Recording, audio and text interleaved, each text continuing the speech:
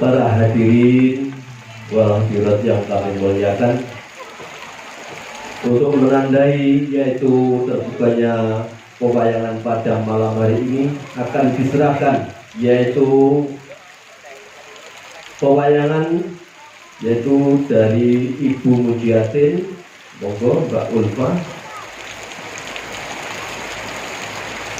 Ibu Mujiatin menika dipun serahkan datang Bapak Kepala Desa Sragi. Hadirin kami mohon tepuk tangan.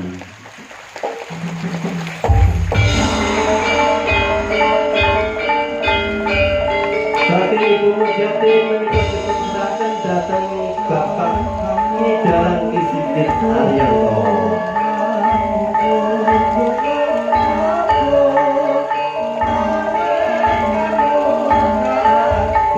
Atur nuwun kepada Ibu Mujiatin Bapak Kepala Desa.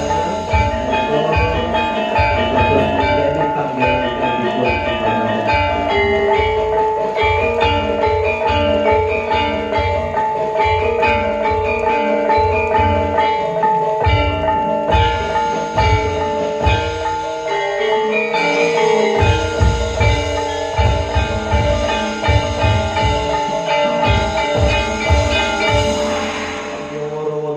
acara lan beti desa lan hari jadi Desa Sragi wonten kirang lan langkungipun kawula nyuwun pangapunten ingkang sakatahipun lan sumangga kita sareng-sareng menikmati sareng-sareng kita menika inggih menika ningali pewayangan wonten ing wekdal dalu menika ingkang mangke dipun gelar saking panjenenganipun Ki Dalang Sigit Haryanto saking Rembang Jawa Tengah lan dipun dukung inggih menika kalian inggih menika seni Cakraningrat.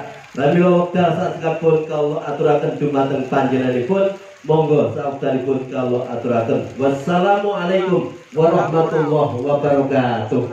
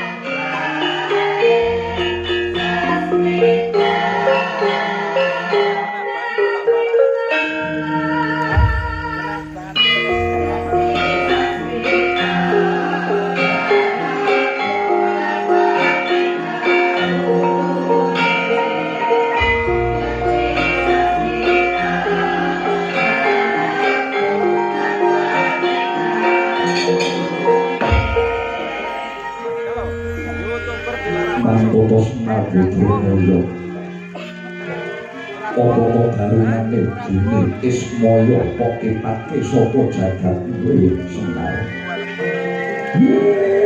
Lae buka membesar dulu Ismaya mulane sira tak kiprake saka jagat tuaku bakal takon marang kowe.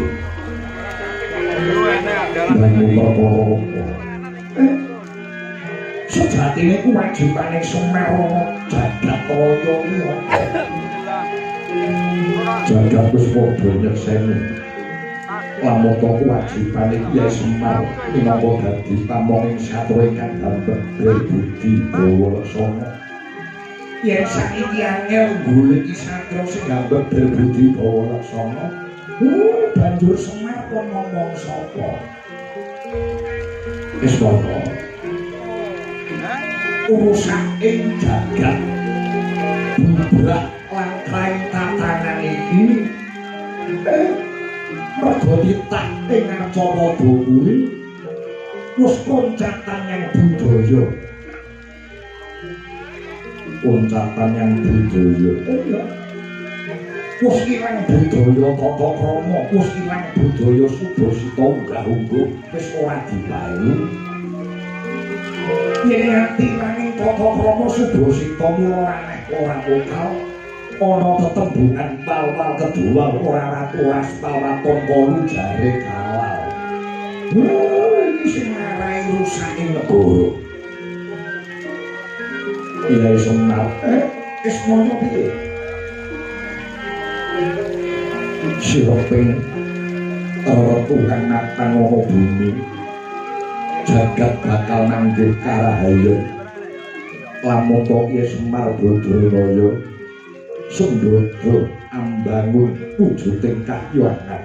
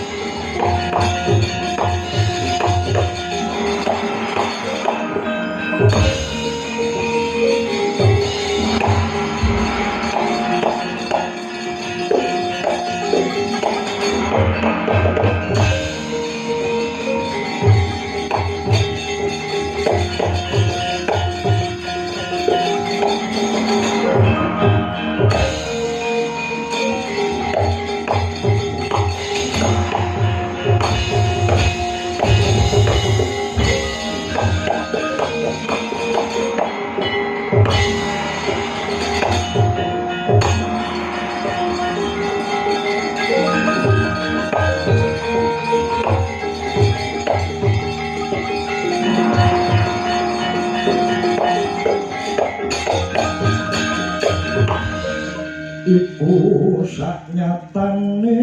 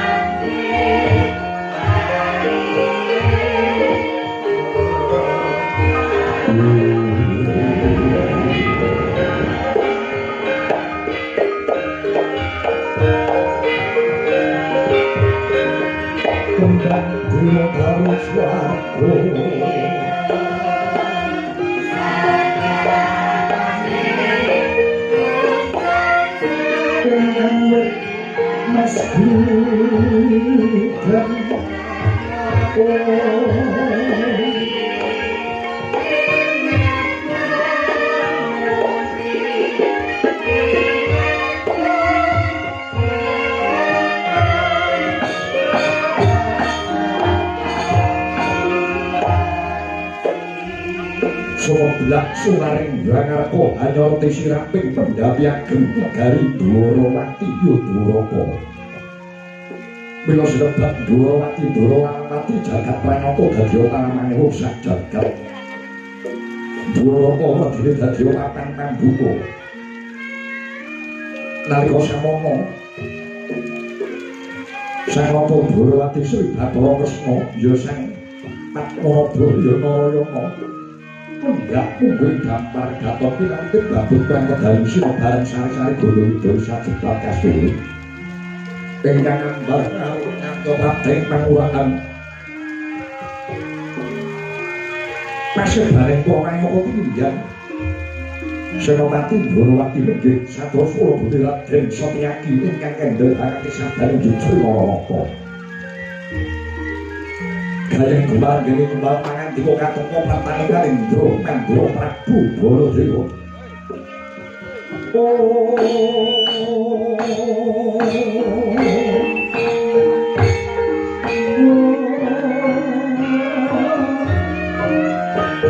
Soting pangkam suruh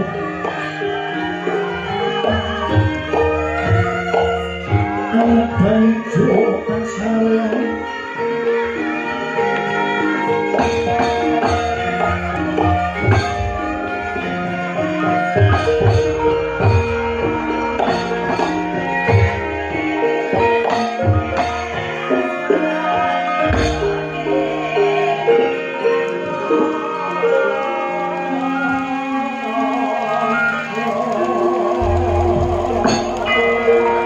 Narpati Dharma Putra yang Dananjaya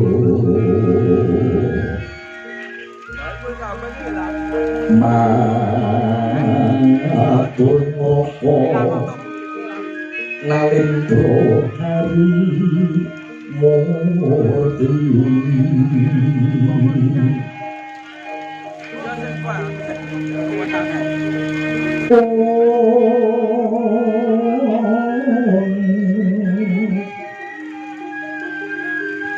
Soho waspada adyo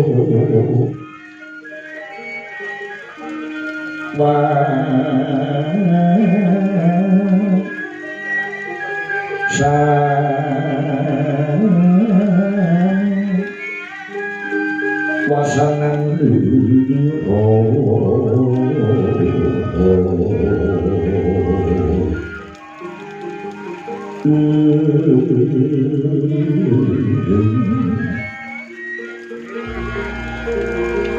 katur sadaya sang Madura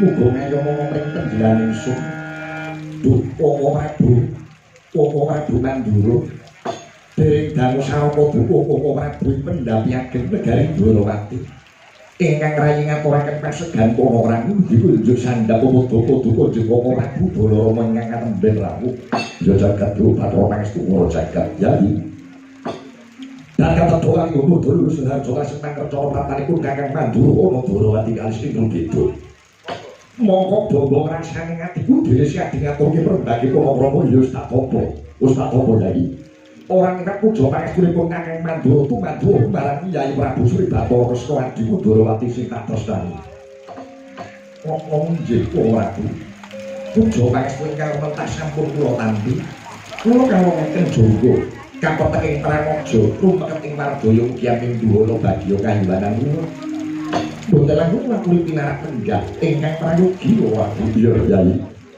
semaya sorang-sorang kepenak manah anggonipun Kakang Mandura lenggan ana madyaning sasara iki dereng dangu sareng Papa Prabu Mandura keprayipun Satyaki ngaturaken sungkem abekti ugi rujuk Papa Prabu Yai Satyaki iya di wis tak tampa sing ngaturke bekti mring pun Kakang Mandura ora liwat pangestunipun Kakang bae ora ditampan ana Yai Satyaki saged anggen kula mundi ugi atetesaken jimat aripe katuran pinarak lenggah Prabu ya wis ora penak maneh anggonipun Kakang lenggan ngabiyatra ngarsane adiku Ndorowati Papa Prabu piye Yai mongko bombong birane maneh boten kados ing mrika lenggan mriku awit negari Ndorowati kareman Padha Papa Prabu Mandura prasasat Dwarawati menika nganti rawuhipun pukulun Bathara Brahma nanging wonten emane Bawowo.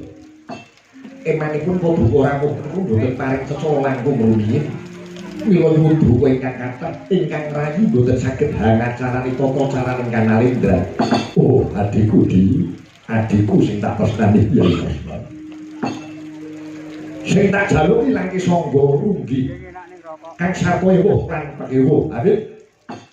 Pangrengkuipun Kakang Baladewa antaraning Dwarawati lan Mandura kuwi ora ana bedane. Dwarawati ya Mandura, Mandura ya Dwarawati.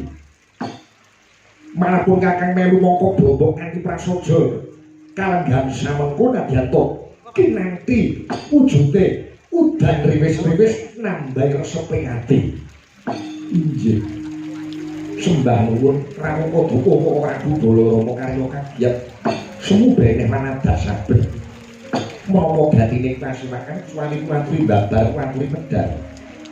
Ingkang rayi Dwarawati namung ngangklungaken jonggo milingaken karna. Yai. Purwa medya lan usara sependhang kula datang karepe Mbok Menara Merah mewah ngatur Kakang Mandura segede pangapuramu Yai. Bloko sutok dak utang terus terang pun Kakang Baladewa Prateng Dwarawati iki dudu saka kersa pribadinipun Kakang iki ya ora.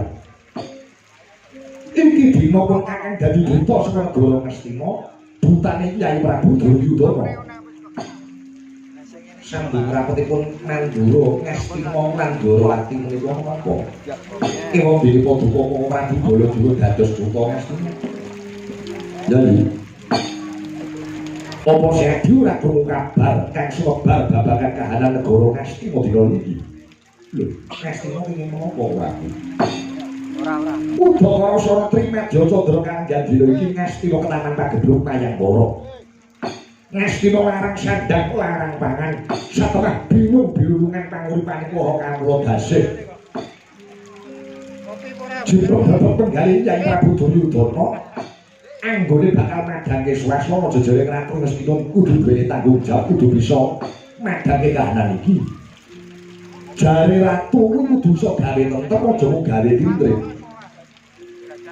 Mula Kyai Prabu Duryudana banjur manjing sanggar palanggatan peminta wangsiting Bathara amrih padhanging swasana negara Ngastina. Nalika semana ketrima sing dadi semedine Kyai Duryudana. Wangsit Windursita kang tinapa dening Kyai Duryudana Ngastina kalis ing beda. Ngastina bisa uwang saka pagebluk, Ngastina bakal manggih karahayon. Lamun to disarati wujude pusaka kang awujud kembang kang aran kembang Wijaya Kusuma. Yai salumenggung sakra ping langit nalendra kang darbe pusaka kembang Wijaya Kusuma kuwi ora mulya mung Jabawati kulanan Dwarawati ya Siadi. Ora mokal lamun to Kyai Prabu Duryudana Ngastina nyuwun senjata pitulungan lawan Kakang Baladewa. Kindang swanama Dwarawati mboyong wujude kembang kuwi mau. Awit sing darbe pusaka Wijaya Kusuma kuwi ora kaya wong Jabawati kulanan. Yai selak pesake penandhange para kawruh negara Ngastina. Tumuli endi wujude pusaka Dwarawati kang aran kembang Wijaya Kusuma. Tumuli tak boyong ana negara Ngastina minangka syarat sarana amrih sir ping pagebluk. Mengko yen wis rampung daya-daya kembang tak undurke ana ngarsane adhiku Dwarawati. Tidem jroning paswanan wadya gung tanpa sabawa.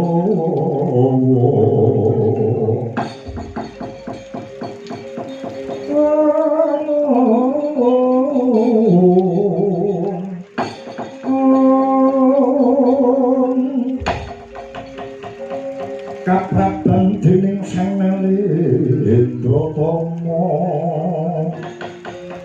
mangun kawengan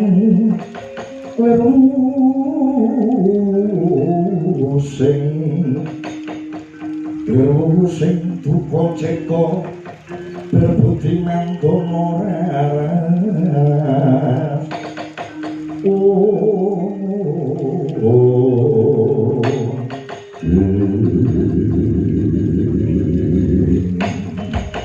Dereng tanggungi parangan diko Nalendra Dwarawati Nalendra Mandura nginemu dereng abang keco dereng abes Bantara kasaru gegering jari Swami Lurah Petruk Antong Bolong Sumamono Bagong Karyo Kagiat Kang Samyo Mulat Mangkono Kyai Kala Dewi Kocok Yang Nyono Dayo Hinggir Dalam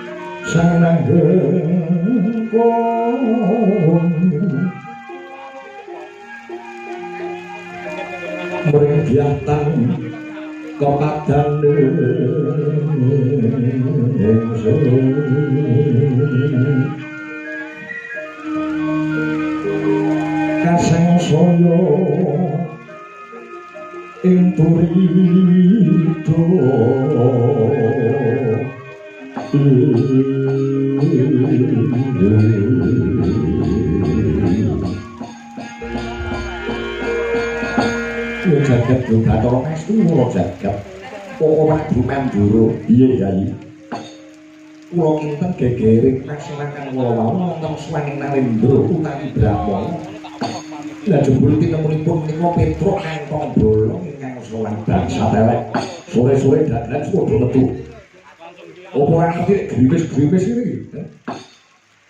Upama Petruk sing sowan isih ngerti tata krama, ngerti Subasita ana ngarepaning ratu nyembah. Menungso sing ngarep kanggo sing jenenge Bagong iki. Udan-udan sanggale ora dicopot munggahno bendhopo. Ana ngarepaning ratu ora nyembah malah salaman. Dianggep kaya kancane lho kuwi. Wah, bangsa elek iki.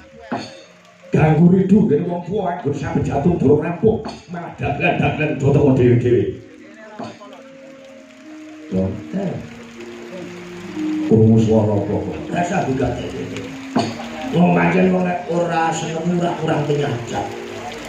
Sing jenenge nadya awake dhewe bener kaya apa nek jenenge wong sore iki mesti digoleki olone. Digoleki ora penere. Ngono ya to. Aku dandang sore ngono wis dadi ngono ya diloroi. Golek rai. Engko dandang telat iki arep manjak apa arep turu. Nyak mergawe ora. Dadi nek ana ora seneng Pak kabeh iki sama salah to, Bro. Ngono ya. Mancak sore baru telat. Iya. Apa aku nek kene iki mbok kalah-kalah. Ora usah durungoke bangunnya awake dhewe iki sowan ono ngarani Ndorowati. Apa perlune cekak-ceket gen tinggal matur. Petruk wonten dawuh, Dek. Padha becik saswanmu Ndorowati iki beda piye? Pangestunipun Singgung Prabu Sri Bathara Kresna kalih sing beda. Mboten manggih halangan sawiji napa sungkem abetipun dikunjuk ya, Den. Ya wis tak nampa.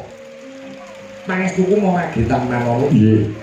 Kula pundi mugi dadosaken jimat.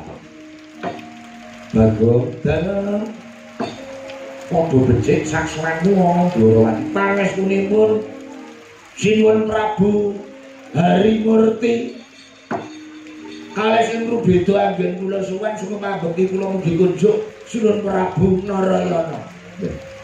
Kowe kok apa dosa namane Sinuwun Ndorowati? Lha aku sinau iki. Sinuwun Kresna iki asmane pirang-pirang. Sebabe apa? Lho garwane kan yo pirang-pirang. Nek teko ning gone keputren mbokmu iku jenenge Harimurti. Nek sing gono hari Minggu. Lah wis tenang wae. Dipun tangi nggih, Den. Yo Bagong tak ompo.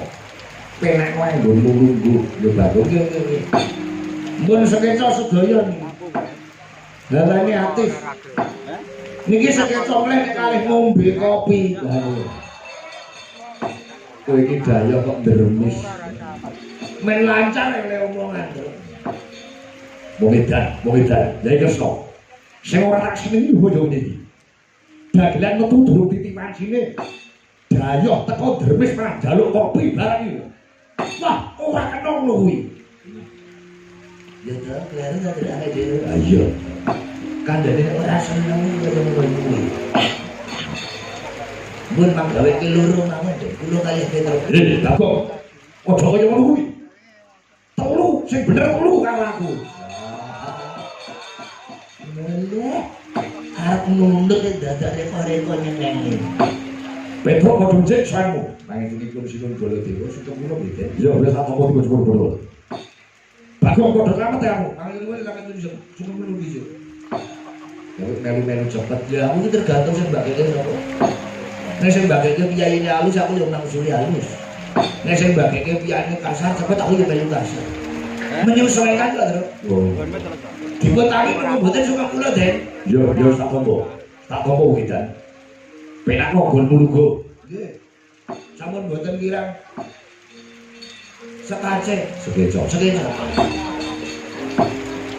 Itu padha becik. Sinten iki? Darah Mongso Yaki. Panjenenganipun wilujeng, Den. Seneng ngono mugi kunjuk ya tak tampa dipun padha-padha. Penak nggon mulugo. Nggih. Sampun mboten kirang sekeca. Bagong dalah padha becik suwaku ngono Ndorowati. Pangestunipun nadyan rada kegremisan iki ning mboten dadi sabab parake awake sehat. Wong aran suwe mboten udan-udanan nggih. Penak monggo nunggu. Nggih, sampun mboten kirang sekeca. Petro wonten dawuh, Den.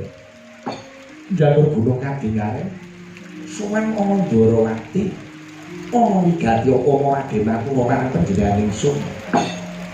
Purwa maju sono sendang kene datang kampir gunae kula matur wonten klentah rendunipun. Kula nyuwun agung samudra paksami Gus. Ya yo kok ade matur. Lugunipun anggen kula sampeyan wonten Ndorowati niku kula dipun utus Bapak Semar. Upami Bapak Semar menika ratu kula menika dadi duta. Nek dadi Bapak Semar menika derajate wong sak lurah, Bapak Semar menika sak Ponokawan mung ngadi mila cekap lo dados kengenan ngeten kemawon. Kowe dikongkon bapakmu apa? Nggih, paranatur.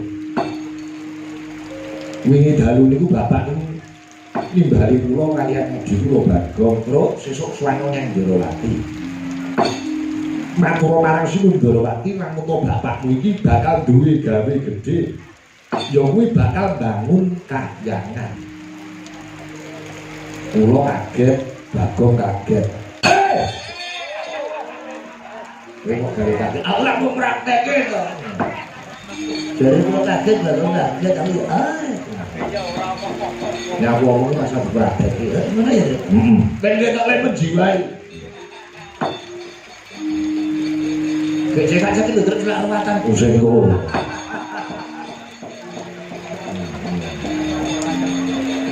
Bapak Semar badhe kagungan kersa bangun kahyangan.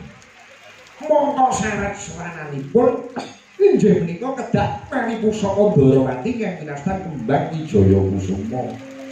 Syukur badhe paduka sipun Sri Kresna kersa rawuh ngestreni ngayomi lan ndongani yenipun Bapak Semar bangun kahyangan menika malah langkung prayogi.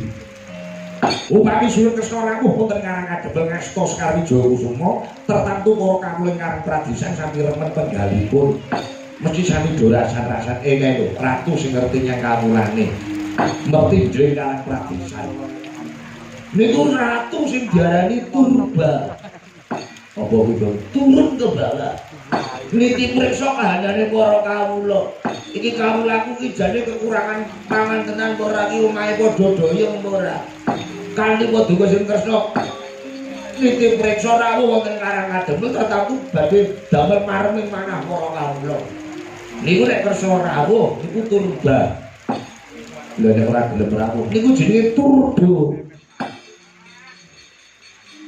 apa turunan bodho alah ora biar ada kok kirim ke aku ning WA ora kuwi gambare ora cukup terus gegedan anu kok mira saya nika nggih kula sowan kota Ndarawati nika bloko suta blakotan terus terang kula badhe ngampil pusaka Wijaya Kusuma minangka syarat srana Bapak Semar nggihipun badhe mbangun kahyangan syukur badhe paduka kersa rawuh piyambak kula ngaturaken bunging panuwun kula kinten atur kula cekap semanten mbok bilih wonten klentah-klentiripun atur kula wonten kital kituling atur kula nyuwun samudra panasami Jaya, wassalamualaikum warahmatullahi wabarakatuh. Waalaikumsalam. Monggo nggih namung menika. Wonten dawuh. Ora ngomong nama Dewa Kakang Semar Badara bakal bangun kahyangan kanthi syarat lho kuwi pusaka Ndarawati kembang Wijaya Kusuma. Nggih. Aja dadi atimu dina samengko panjenengan iso durung iso atur mangsulan kanggo mathok lho sababipun napa aku ki ewo napa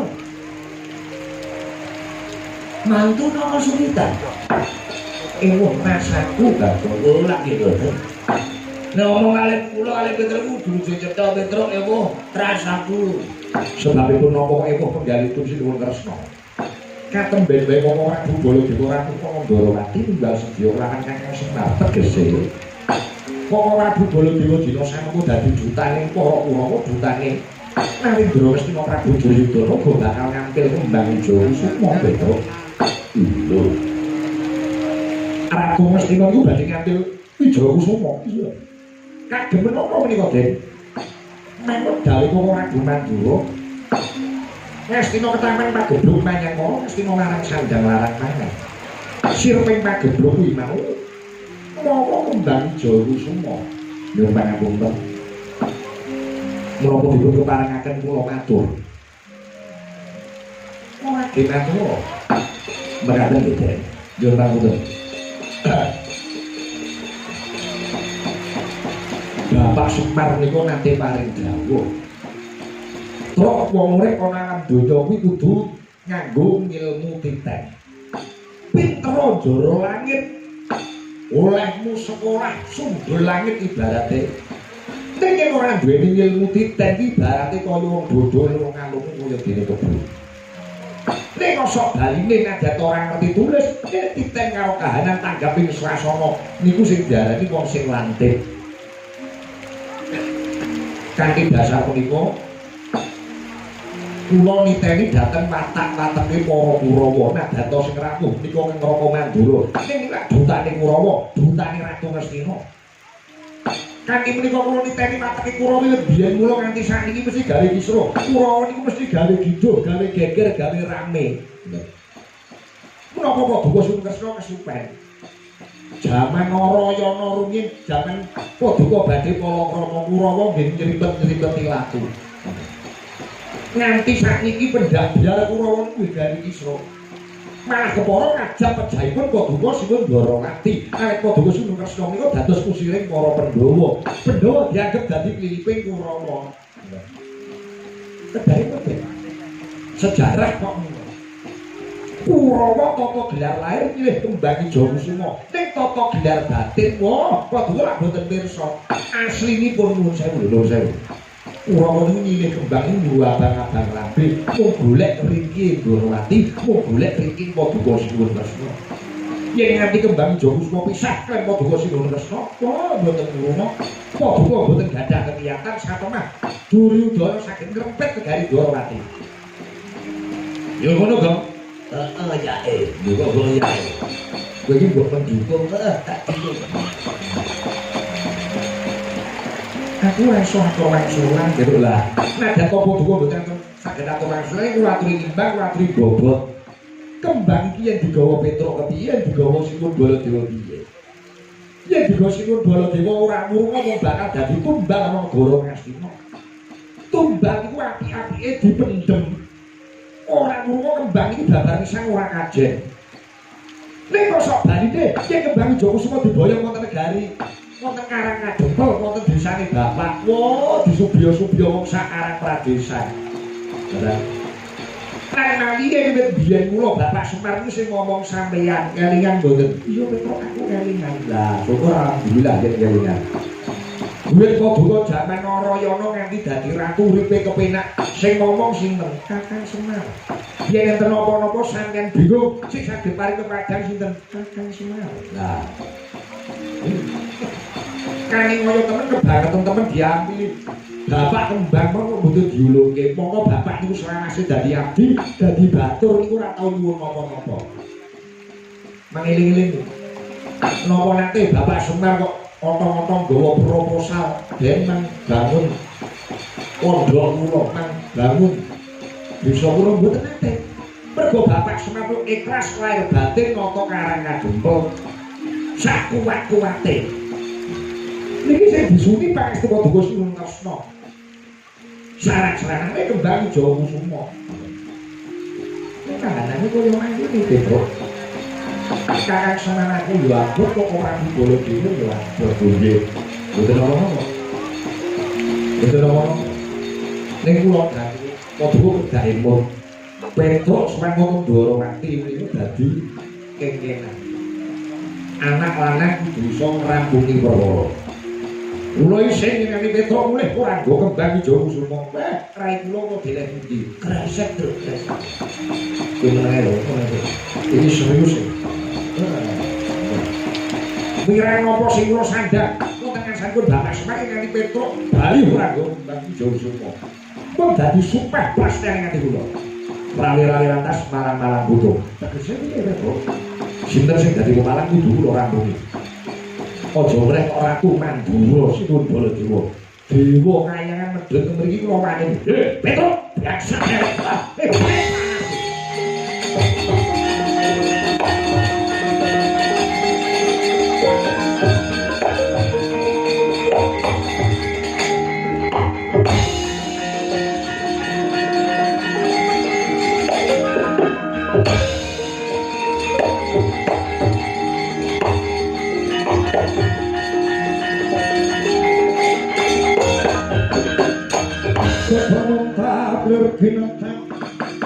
Jojo pang maring wonge Bocok padul ning lati sinabekna perang sagedeng murung marang dahanane prajurit dapat bangsa dalek gitu robo wong nang arep iki Kresna semene ngabake kuwi ora penak diruwangi kowe jarene bakal ngilangi klip sing dari pawalan lagumu. Aja meneh Ratu Mandura Dewa teko bakal kok singgih iki. Ayo didodok nyododok. Adep ora Baladewa. Yen pancen wong lanang sejati dibuktekke sing mati Petruk apa Baladewa? Piye kok? Gimana ini kok? Jare mau rawan-rawan atas malam-malam ngono.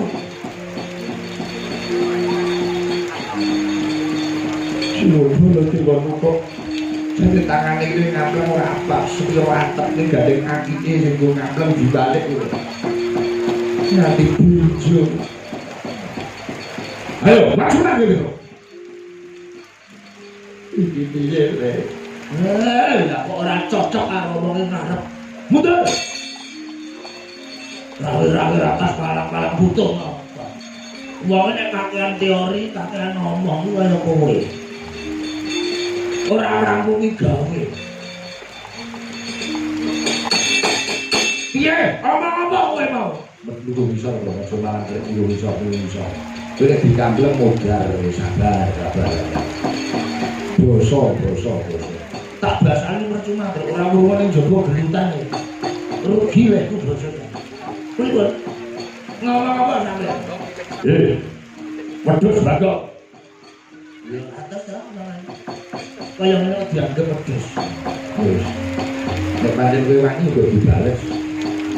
Kirik bolo dewa. Rasane berarti. Yo wis. Sampeyan ngomong napa niku? Yen pancen kowe wong luhur sing iman nyawamu ayo bali. Bali. Sing mati bolo dewa apa Petruk apa Bagong?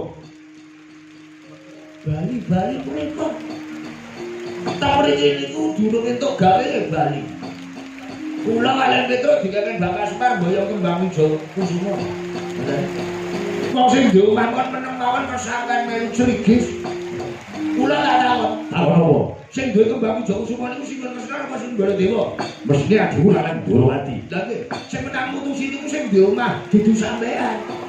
Tak mriki niku sampean daya. Baladewa daya, Bagong Petruk ya daya. Padha-padha daya kok nundung daya niku pinten ta sampean? Lho, ora melek mripatku, ora nyawang. Aku kuwi sapa? Lah sampean sinten? Karo awake dhewe kok lali. Ratu Prabu Baladewa oleh Yudhaka Krasana Kusuma kita kuwi ya aku. Wis ngerti. Nek sampean niku Baladewa, sekarang kornet ya sapa? Pun paham. Aku kakane Ratu Dwarawati. Aku adine Petruk. Mboten sawuk kaya ngoten niku rasa pamer silsilah. Padha pamer-pamer silsilah, sampean ngerti silsilah Bagong gires sampean. Lho. Kowe gak sak derajating porangan. Dapurmu sak derajating batur. Batur niku cetha sampean niku ora tau maca sejarah, tau maca buku. Kabeh wis do ngerti nek Singun Baladewa niku nom-nomane kok Krasana jenenge nggih mboten. Dititipke teng Widara Kandhang sampeyan niku anak Ratu Mandura, putrane Singun Prabu Basudewa. Basudewa. Sampeyan dadi Ratu teng Mandura niku nglungguhi krasa gumelan. Tanpa perjuangan. Anak ratu mau didake ratu ngoten niku mlinthi. Lah timbang dapurmu derajatmu sak batur sak gedibal 17. Lho mangke rumiyin Mas. Mang maca buku Bagong niku anake sinten? Kakang Semar. Lho, Bapak Semar niku asline sinten? Asline Dewa. Sang Hyang Tunggal duwe putra 3. Bathara Tejamaya, Ismaya kalih Manikmaya. Lah Bapak Semar niku Bathara Ismaya. Kula niku asline jenenge Bathara Bagong. Kula niku anak Dewa. Gandeng Bapak Semar ngayahi Darma kudu medhot teng Arcapada. Bathara Ismaya ganti jeneng Semar, Bathara Bagong betharane kena corek genti Bagong. Ditawulun ngger Baladewa upama tegel ngono. Nek gandeng ketriyen kula niku merendah. Kula niku mboten seneng pamer, mboten seneng ngumuk. Kula aja pisan-pisan pani karo Bagong, ya, Tru. Heeh. Pinter ya. Manemu ya. Tenang. Nek ora wani kowe merem tak rampungane dhewe. Wis ora ajeng dapur bukan karo dapur buat. Sing menang boyo kembang ijo Kusuma Baladewa. Bagong, Baladewa. Bagong. Tak gawe diri saya boro. Pripun Mbak? Sapa sing dhisik ngombe kopi ngono? Kudu kuwi. Lah napa? Cilik padha kekuatane gede sok naik bange Baladewa. Boyo kembang ijo Kusuma. Oh, ngono. Kok aja dite. Para kok jenggot. Aku nang tamu wedi. Wedi piye? Nek pancen jarak perkara ora masalah. Ayo kampleng Sabar. Saya mbak cilik padha kuwatane kembang julunge. gedene sok lanang bangene Baladewa. Boyo kembang ijo semua. Oke, ora masalah. Saiki mati sesuk yo mati. Timbang urip terus akeh sing nagih. Banget lho. Nek aku mati lho titik. Apa? Betunto ae. Jate anakku Bangjo. Iya. Omah kok. Omah kae jate kanthi yang bojoku. Sawah keluar rumah kae aja dilenehke sapa-sapa. Ya dibagi sing rata sawah loro. Aja dilenehke sapa-sapa. Didol. Aja meneh didol, aja. Lah ngopo? Kae ngono sawahe wong. Oh, ya. Sawahe tanggaku ya. Ayo. Yen pancen jarak perkara karo Bagong ora wedi. Rame-rame akas malang butuh. Ayo. Nek pancen gelut. Ayo, nek. Yang sadar. Sosok boleh dua ora aja. Iya, dirampungi perkara iki. Ayo, metu jaba. Ora penak. Penak metu jero ya, Jero. Mbok. Padha-padha gelut metu jaba. Golek papan sing jembar, golek papan sing dawa ira. Ayo, ora-ora durati perkara iki dirampungi. Metu jaba blasak.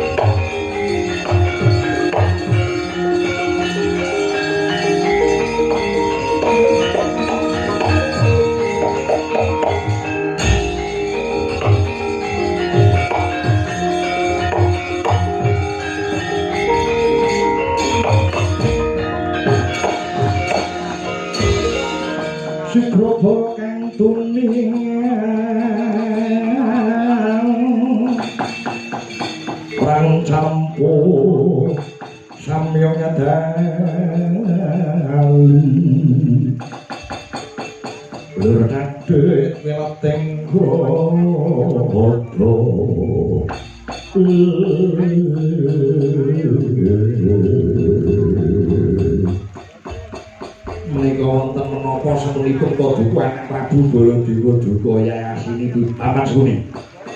Mboten napa boten kegiwa nggih kula badhe boyong kembang jurus prateng negari Lestina. Petro kantong bolong Bagong sing dadi pemalang.